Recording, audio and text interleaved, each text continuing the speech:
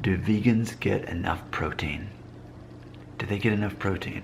You know, that is a famous question. Of course, you're talking to a vegan of over 4.5 years and a vegetarian for a year before that.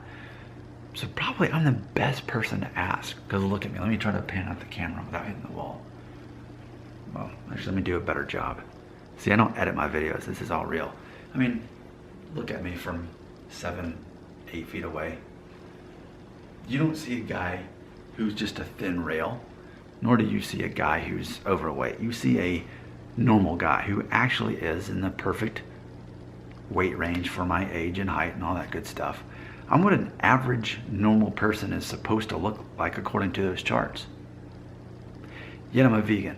And I think if you're watching this and you're not a vegan, you might be a little confused by this. Because why aren't I a skeleton? And how am I still alive? And how am I healthy?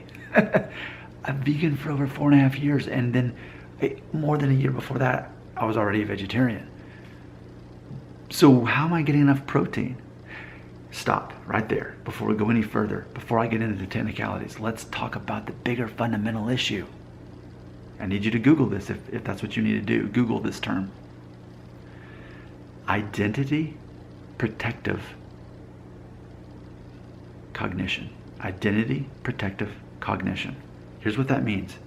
Whatever your beliefs are that are true to your heart and deeply found in your emotions, those beliefs, those really strong beliefs that you have, when you have someone try to tell you otherwise, what they tell you only helps reinforce what you already believe, because those beliefs that you have are part of your identity. If I tell you anything different, it attacks your identity and reinforces what I believe. So what I'm not going to talk to you so much about today is how vegans get enough protein. More of what I want to talk about is how ultimately your belief that vegans don't get enough protein is keeping you from hearing how vegans get enough protein. Are you with me so far? Because if I try to convince you that I'm getting enough protein as a vegan, you're only going to find a way to make that reinforce your belief already that vegans can't get enough protein, okay? And hopefully by pointing that out to you psychologically, you'll actually hear what I'm actually saying. Because even when I can prove logically to you that vegans get enough protein, if it goes against your identity and you feel attacked, I'm only making you truly believe that vegans don't get enough protein. Now that we've got through that, let's think about this logically. First of all, what am I? How do I exist? Me personally, not other vague vegans that I've heard of this guy that knows. No, me, Nick Shell. I'm a real human being, born in 1981.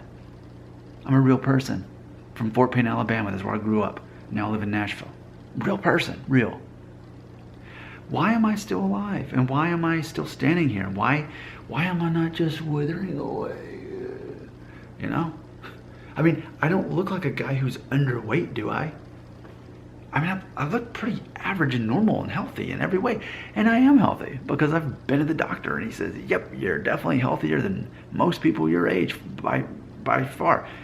So when I told him I was a vegan, he's like, yeah, I'm not surprised by that. That makes sense why you're so healthy.